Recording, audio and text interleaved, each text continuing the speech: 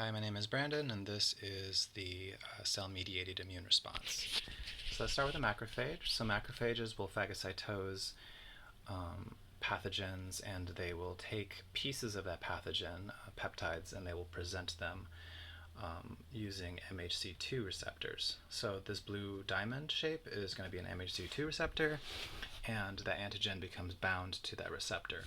In yellow, I got a helper T cell, a CD4 cell, and when it comes along, it will bind to that antigen, and it will activate and know that these are the types of antigens that it should be responding to.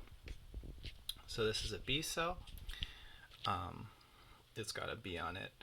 So the B cells have thousands and thousands of antibodies on their surface, and when they are sensitized, they encounter antigens, and then these antigens become bound to these antibodies. And so the B cell is ready to be activated when that happens. So the B cell will also have an MHC2 receptor, and that antigen becomes bound to the MHC2 receptor. So when helper T cells come along, if they have also been activated, then the helper T cell will bind to this protein and release cytokines to tell the B cell to replicate to create plasma cells and antibodies and respond to this infection. Lastly, we have antigen presenting cells, and so this is a dendritic cell, and it's got two different kinds of receptors.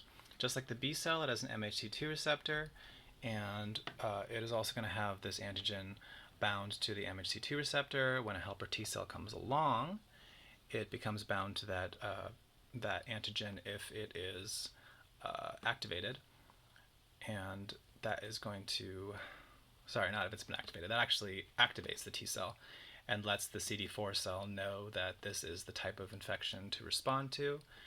And the other type of receptor that the dendritic cell has is a MHC1 cell. So this green cell right here is a cytotoxic T cell, is a CD8 cell, and it's got a CD8 receptor. And when it is presented with this antigen, the CD8 receptor binds to this antigen, and that tells the CD8 cell that if it encounters cells that have this antigen and are also signaling that they're infected, that the cytotoxic T cell, the CD8 cell, should go out and release perforins and release chemicals to kill that cell.